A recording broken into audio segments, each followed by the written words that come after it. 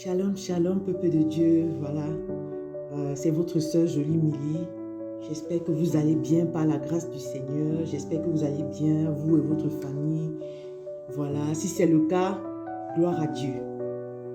Voilà, aujourd'hui, je viens vous parler d'un sujet un peu très délicat parce que partout, on entend parler des sujets concernant, par exemple, les autels, les dîmes, les offrandes. Mais aujourd'hui, je viens particulièrement vous parler du combat spirituel.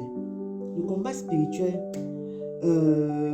tous les chrétiens doivent connaître ce que c'est que le combat spirituel. Voilà. Et ce n'est pas un sujet de fashion ou de trend. Non, c'est un sujet à prendre très au sérieux.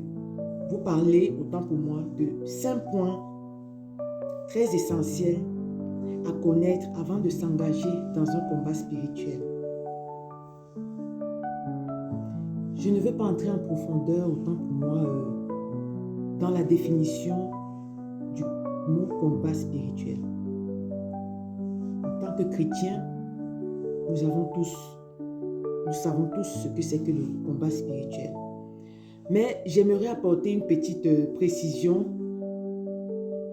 Voilà, le combat spirituel, c'est un combat qui n'est pas physique. C'est un combat contre, par exemple, les doutes, les peurs, les influences sataniques. D'accord? Des influences, des erreurs du passé et autres. Nous savons tous que dans le contexte africain où nous sommes, nos parents, nos grands-parents, nos ancêtres, nos aïeux ont eu à contracter des contrats, on fait des vœux, on fait des adorations et qui englobaient toute leur génération, y compris nous. D'accord? Donc, nous sommes actuellement dans un contexte où le réveil est déjà assez... Tout le monde connaît que c'est Jésus qui sauve, c'est Jésus qui donne la vie. Par lui, uniquement, nous sommes sauvés. Voilà. Et quand tu cherches à suivre Jésus, dans le contexte où tes grands-parents ont eu à faire des sacrifices, ont eu à faire des adorations, forcément, il y aura une sorte de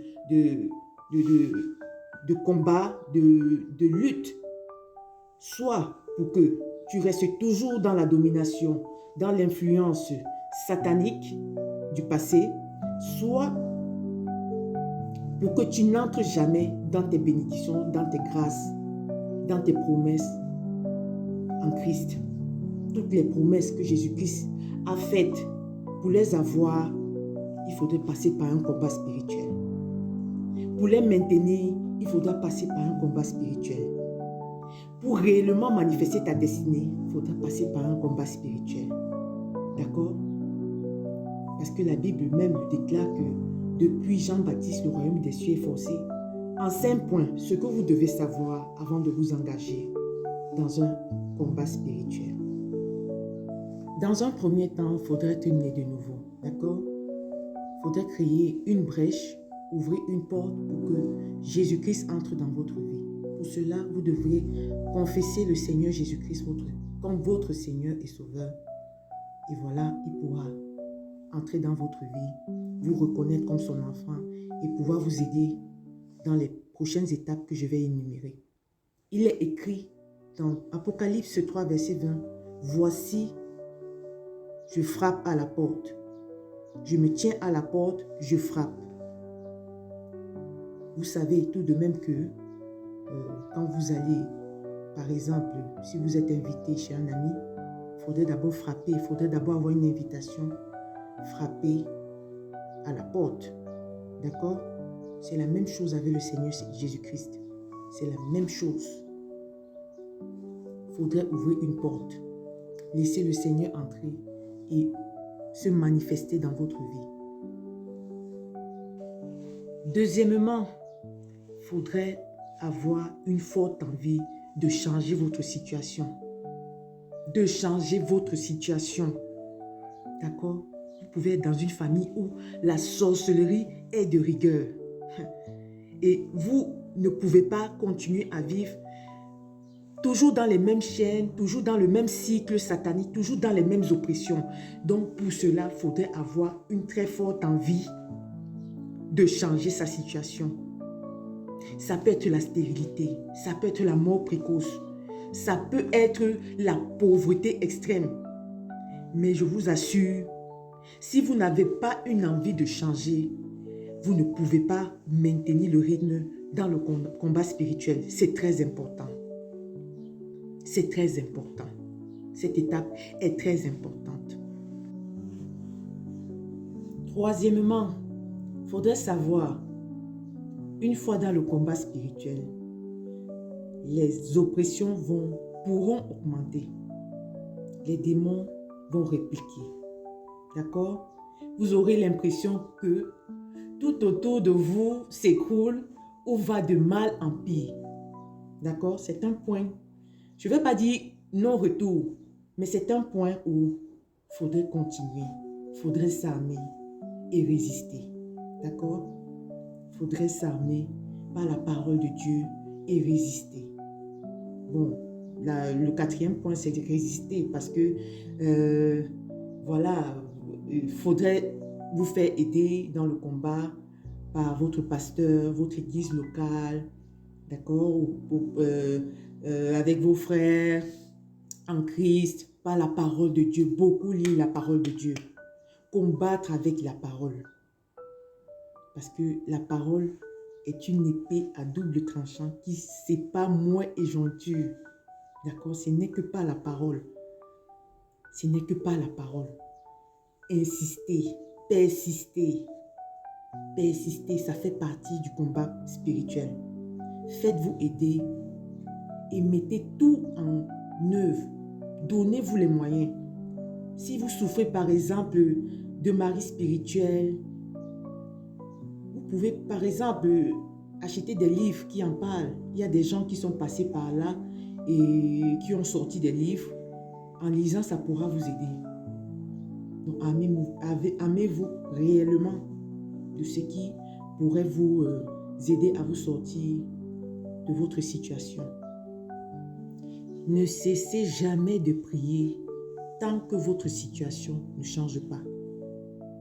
Même si vous avez reçu votre bénédiction au travers d'un songe, tant que cela ne se manifeste pas physiquement, ne cessez jamais de prier.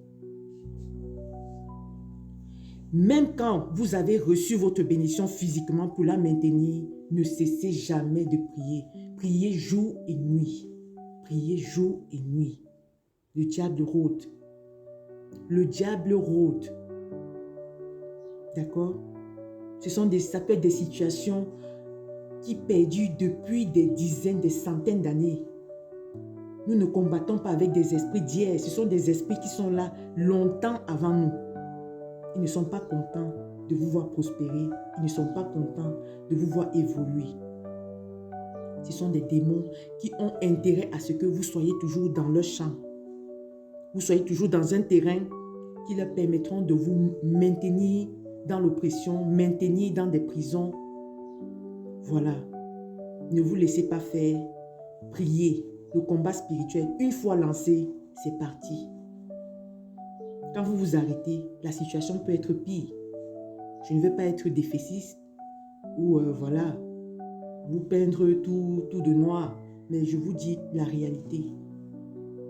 Une fois lancé, persistez, insistez, priez chaque jour. Il n'y a qu'en Jésus-Christ qu'on peut être sauvé. Ce n'est que par lui que nous pouvons être délivrés. Moi, je m'étonne encore de voir certaines personnes aller chez les marabouts, aller chez les charlatans, chercher une délivrance. C'est une délivrance vaine. Parce qu'ils utilisent les mêmes pouvoirs des mêmes démons qui vous oppressent. La même source, c'est la même source. Il n'y a aucune délivrance. Ou même si vous l'obtenez, est-ce que votre vie est toujours pareille? Est-ce qu'il n'y a pas eu un échange? Si vous êtes parti pour le mariage, est-ce que du côté, par exemple, des finances, ça va? Est-ce que ça va? Donc faites attention. Et Dieu a créé l'homme libre. Moi, je viens juste vous donner La solution qui marche. La solution qui marche c'est Jésus-Christ. C'est lui qui peut t'arracher même de la gueule du lion, de la gueule d'un démon, de la gueule même du diable. C'est lui qui brise. C'est par son onction que tout joug est brisé.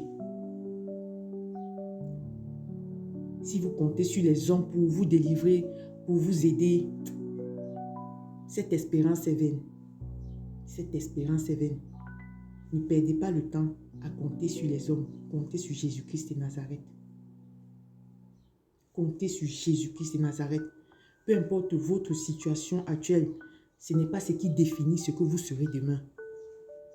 Quand vous êtes en Christ, vous avez espoir que demain ça ira. On ne sait pas comment, c'est Dieu seul qui sait, mais ça ira. Quand vous commencez avec Jésus-Christ, vous êtes déjà sur le chemin.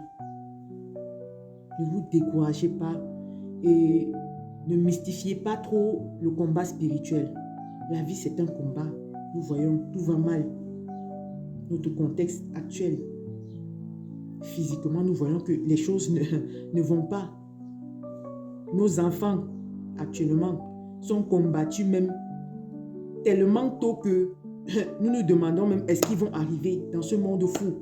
Si vous n'avez pas Christ, vous pouvez aller où? Comment est-ce que ça ira? Je viens encourager quelqu'un. Ne vous découragez jamais. Ne vous découragez jamais. S'il y a possibilité de vous aider, de vous faire aider, allez dans une église. Prier seul, ce n'est pas la solution. Cherchez Dieu de tout votre cœur, de toute votre âme. Voilà, c'était votre sœur Jolie Milly.